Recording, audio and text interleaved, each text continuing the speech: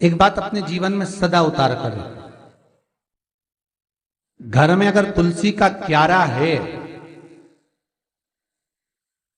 तो तुलसी महारानी हमें ये बता देती है कि हमारे घर में सुख आने वाला है कि दुख आने वाला है। जैसे शनि अपना प्रकोप दे रहा है या शनि उतर रहा है, ये किसी से पूछने की जरूरत नहीं पड़ती, अपने आप मालूम पड़ जाता। कैसे? शनि कथा अगर आपने सुनी हो तो उसमें व्याख्यान आता है शनि कथा में, पांव की चप्पल बार बार टूट रही हो, कमर से नीचे जो वस्त्र पहने हो वो फट रहे हो, कहीं पजामा है, धोती है, आदि वस्त्र हैं, कपड़े हैं, वो अपने आप फट। आज के जमाने में तो फटे फटाए पहनते हैं लोग, फैशन। उसकी गारंटी नहीं है, उसका हम वर्णन नहीं कर। हम जब पहनते हम समझ जाते हैं इसको शनि तो ऑलरेडी लगा ही हुआ। जब उनका घुटना घुटनी सब फटा हुआ दिखता है तो उसमें लग जाता है कि शनि पहले से लग गया बापड़ा, उनके पहने से तो मालूम पड़े। शनि का नियम है, शनि कथा कहती है पांव की चप्पल बार बार टूट रही हो, घिस गई हो, बद्दी टूट रही हो, कुछ कर रही हो, और अगर कमर से नीचे जो वस्त्र पहने हो वो अपने आप फट रहे हो, समझ लेना कि शनि पांव से प्रवेश कर रहा, मतलब अपनी प्रखरता शनि दिखा रहा। किसी मंदिर में गए महाराज और वहां जाने पर चप्पल चली गई तो समझ लेना शनि की कुदृष्टि अब पड़ना बंद होना चालू हो गया। कितना सुंदर कहा है महाराज। जूता चप्पल आज के जमाने में तो फैशन हो गई साहब, घर की चप्पल अलग होती है, बाहर की चप्पल अलग होती है। लोग घर में चप्पल किचन तक में पहन के जाते हैं। अरे पानी ले जाओ सीओर से। रसोई घर में लोग चप्पल पहन कर जाते हैं, जहां भगवान का प्रसाद बन रहा है, जहां अन्नपूर्णा निवास कर रही है, और पूछो तो करे किचन की चप्पल है तो माथे पे रख लो। तुम अपनी मां को जरूर देखना है एक बार, वो बूढ़ी मां कितनी बार किचन में चप्पल पहन कर गई, मुझे जरूर फोन कर कर बताना। बूढ़ी मां रसोई घर में आज भी बिना चप्पल के जाती है, और बहुओं की कहीं एड़ी नहीं फट जाए, ठंड नहीं बैठ जाए, इसलिए ये रसोई घर तक में चप्पल पहनकर जाती है। सूर्य नारायण की कथा पढ़ना, शनि महाराज की कथा पढ़ना, और गरुड़ पुराण की कथा पढ़ना। जिन जिन कथाओं का हम व्याख्यान कर रहे हैं उसको पढ़ना जरूर हो। क्या लिखा है?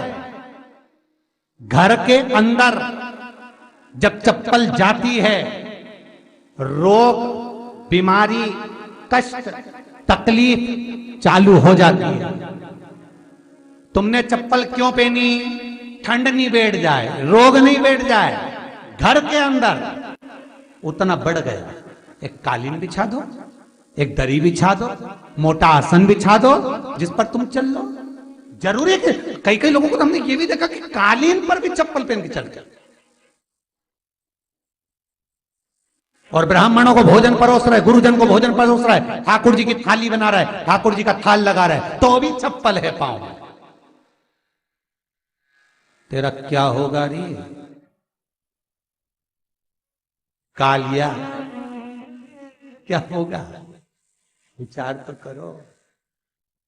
देह पड़ी रे जाए यहीं पर,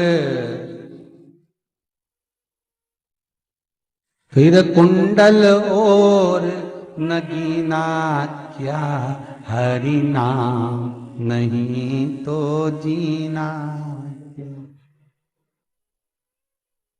अभी भी सुधर जाओ रे, अभी भी सुधर जाओ, नहीं सुधरो तो सिधर जाओ रे।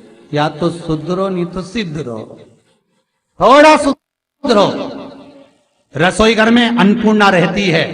रसोई घर में शिव महापुराण की कथा कहती है, जब भगवान शंकर को मां जगत जननी भोजन करा रही थी, शंकर जी ने वर मांगा था अन्नपूर्णा, ए अन्नपूर्णे, तुम मेरे घर के बच्चों का भरण पोषण कर रही है। इस मृत्यु लोक में जितने मनुष्य जन्म लेते हैं ये मेरे पुत्र कहलाते हैं।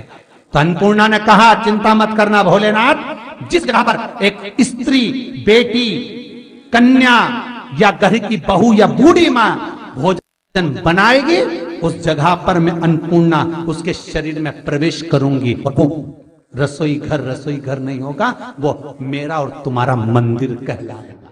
अब मंदिर में चप्पल पहनकर भोजन का निर्माण करना, ये श्रेष्ठता है। एक आसन पटक लो आप रसोई घर के अंदर, जिस आसन पे खड़े होकर आप भोजन बना लो, मोटा सा आसन रख लो, चप्पल की जरूरत ही नहीं। श्रीमद् भागवत कथा कर रही है, तुलसी का मात्र स्मरण, तो शनि अपनी दृष्टि बता देता है। शास्त्र कहता है जब घर के अंदर प्रवेश करने के, जब आप घर में प्रवेश करें तो एक कोने में चप्पल को उतार दें। बाहर जगह नहीं है तो घर के अंदर प्रवेश कर कर लेफ्ट में चप्पल को उतार दें, और 7 या 3 कदम के अंदर चप्पल उतर जाना चाहिए घर के अंदर भी। और उसके बाद अगर चप्पल अंदर प्रवेश कर रही है तो राहु केतु शनि के साथ प्रवेश करते हैं, जिसके घर में बीमारी कभी पीछा नहीं छोड़ती। शनि कथा, सूर्य की कथा का स्मरण करिए, आपको मालूम है, पहचान हो जाता है। महाराज तुलसी बता देती है कि आपके घर की दशा क्या है। बार बार जल डालने के बाद भी तुलसी सूख रही है, बार बार आप पूजन कर रहे हैं, पाठ कर रहे हैं, तो भी तुलसी के दल सूख रहे हैं। तुलसी बता देगी कि तुम्हारे घर में तकलीफ आने वाली है, कष्ट आने वाला है, सूख रही है। किसी ने जरूर कुछ ना कुछ ऐसा है कि इसमें घर में कुछ तकलीफ आएगी, तुमने लगाया फिर सूखी, फिर लगाया फिर। तुलसा महारानी बता देती है कि कष्ट है।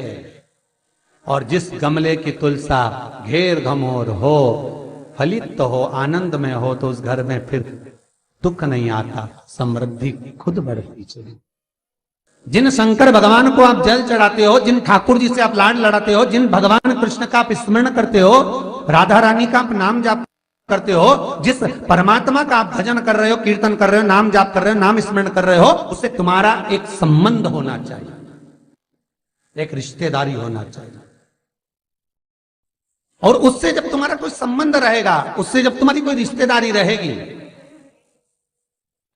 तो उस रिश्तेदारी में जैसे ही आपके प्राण छूटे, और छूटते से ही आप जब गए, तो जाते ही आप कहोगे कि कृष्ण से मेरा ये संबंध है, वो मेरा पुत्र, वो मेरा भाई, वो मेरा बेटा, वो मेरा सगा, वो मेरा रिश्तेदार, वो मेरा कुटुंबी, वो मेरा पुत्र।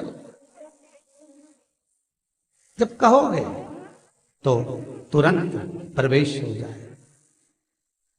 महाराज भगवान से संबंध होना चाहिए।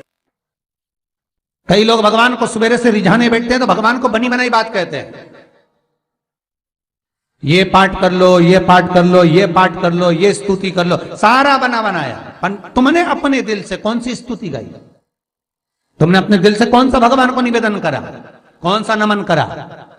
बस सवेरे उठना है, नहाना है, भगवान के सामने जाना है, भगवान को नहलाना है, कपड़े पहनाना है, अगरबत्ती लगाना है, थोड़ा सा शक्कर का भोग लगाना। इतने सारे देवी देवता, शंकर जी, राम जी, गणेश जी, सारे देवता, और 2 खुरमा लेके आए, 1 बालूशाही लेके आई, 2 मठरी लेकर आ गए, 1 मठरी लेकर आ गए, और भगवान को इतनी सी कटोरी में रख दी।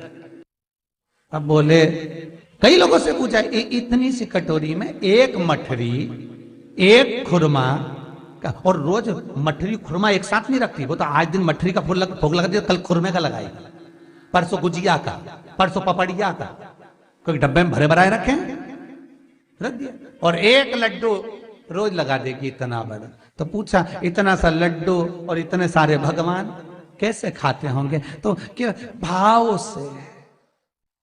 तो हमने कहा, तुम भगवान को क्यों? बहुत दुख है गुरु जी, बहुत